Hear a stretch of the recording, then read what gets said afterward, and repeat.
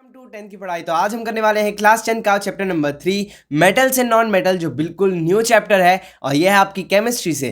तो बहुत ही ज़्यादा इंपॉर्टेंट चैप्टर और थोड़ा सा मुश्किल भी है, क्योंकि इसमें आपको बहुत सारी इक्वेशंस याद करनी पड़ेगी बोर्ड पॉइंट ऑफ व्यू से।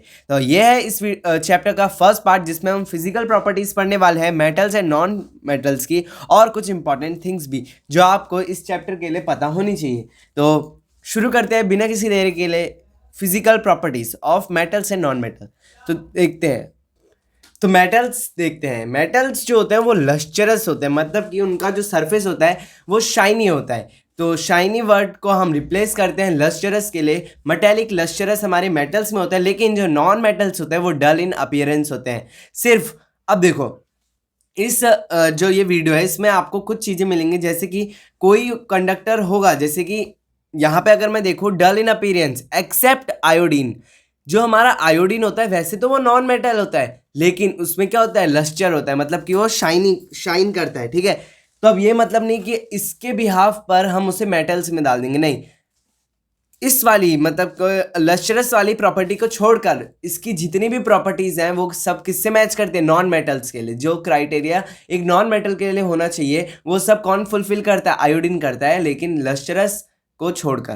तो हमारा आयोडीन लस्टरस होता है, ना कि डल इन अपीयरेंस होता है। ठीक है, ऐसे आपको हर पॉइंट में ऑलमोस्ट दिखते ही रहेंगे। ठीक है, अब ये जो होते हैं मेटल्स वो गुड कंडक्टर ऑफ हीट भी होते हैं और इलेक्ट्रिसिटी भी होते हैं। ठीक है, heat and electricity except lead. देखो यहाँ पे भी एक एक्सेप्ट आ गया। तो यहाँ पे लेड जो होता है वो हमारा ना कि गुड कंडक्टर ऑफ हीट होता है, ना कि इलेक्ट्रिसिटी।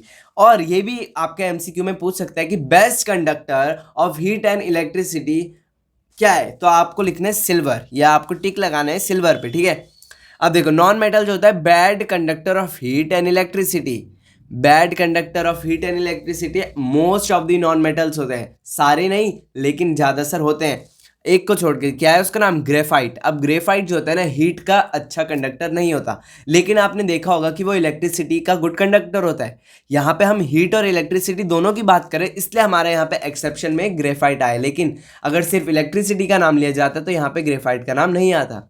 ठीक है, अब मेटल्स जो होते हैं वो मैलिएबल एंड डक्टाइल होते हैं। मैलिएबल क्या होता है, जिनको हम पीट पीट कर थिन शीट्स में कन्वर्ट कर सकते हैं, और डक्टाइल होता है जिनको हम वायर्स में कन्वर्ट कर सकते हैं। अब मोस्ट मैलिएबल एंड डक्टाइल जो हमारा मेटल है वो हमारा गोल्ड है। गोल्ड को हम 2 किलोमीटर की लंबी वायर तक क्या कर सकते हैं, एक्सटेंड कर सकते हैं। और जो नॉन मेटल होते हैं ना तो वो मैलिएबल होते हैं ना ही डक्टाइल होते हैं। ठीक है, अब मेटल्स जो होते हैं most of the metal are present in solid in state, लेकिन एक को छोड़ के, उसका नाम क्या है, मरकरी। मरकरी जो होता है रूम टेम्परेचर पे लिक्विड स्टेट में होती है। ठीक है, जैसे कि आपने कोई शॉर्ट्स में देखा होगा तो आपको जो मरकरी दिखेगा वो लिक्विड में ही दिखेगा हमेशा, कभी भी सॉलिड में नहीं दिखेगा। तो यहाँ पे एक्सेप्शन हमारा मरकरी आता है। अब देखो नॉन मेटल्स जो होते हैं सारे के सारे क्या होते हैं, सॉलिड या गैशियस स्टेट में, सॉलिड या गैशियस स्टेट में, लेकिन जो ब्रोमाइन होता है वो लिक्विड स्टेट में होता है, इसमें ये एक्सेप्शन आ गया।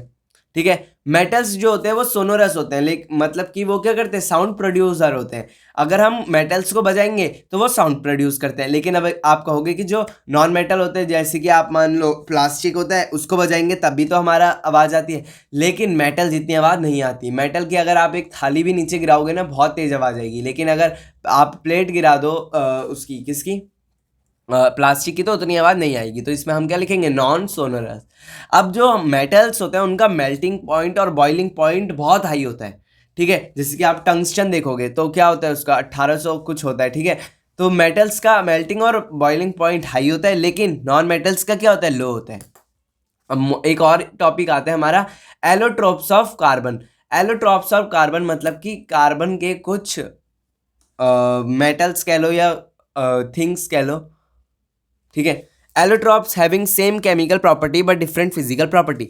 एलोट्रॉप्स वो होते हैं जिनकी केमिकल प्रॉपर्टीज तो सारी सेम है, लेकिन फिजिकल प्रॉपर्टीज अलग अलग है। इसका मतलब क्या, केमिकल सेम है फिजिकल अलग है, मतलब कि फिजिकल हमारी यही हो गए, जैसे कि मेटेलिक लक्सचर। अब जो अभी हम पढ़ेंगे ना तो उसमें हमारा कार्बन भी आएगा। कार्बन का लक्सचर होता है नहीं, पर डायमंड होता है ना। तो उनकी फिजिकल प्रॉपर्टीज अलग होती हैं, लेकिन अगर मैं, जैसे कि अगर मैंने कार्बन लिया और उसको मैं एसिड के साथ करूंगा तो हमारा कुछ रिजल्ट आएगा, और उसी को फिर मैंने दोबारा डायमंड लिया, उसको भी एसिड के साथ करा, तो भी मेरा वही रिजल्ट आएगा जो मेरा कार्बन में आया था, ठीक है।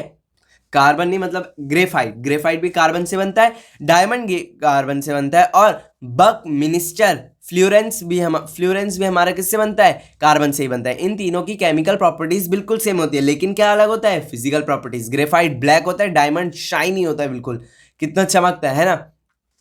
अब देखो, lithium sodium potassium are so soft that they can be cut by knife. अब ये इंपॉर्टेंट है, आप में एमसीक्यू में पूछ सकता है कि ऐसा कौन सा मेटल है या नॉन मेटल है जो किससे कट कर सकते हैं, नाइफ से। तो उसका आंसर क्या होगा, लिथियम हो सकता है, सोडियम हो सकता है, पोटेशियम हो सकता है, ठीक है। तो ये वीडियो यहीं एंड होती है, आपको थोड़ी शॉर्ट लगी होगी, लेकिन ये टॉपिक यहीं पे खत्म होता है। नेक्स्ट वीडियो से हम chemical properties of metals and non metals पढ़ने वाले हैं। तो चैनल को सब्सक्राइब कर लेना और वीडियो को लाइक कर देना और कमेंट करके बताना आपको वीडियो कैसी लगी। तब तक के लिए take care of your and family, bye bye.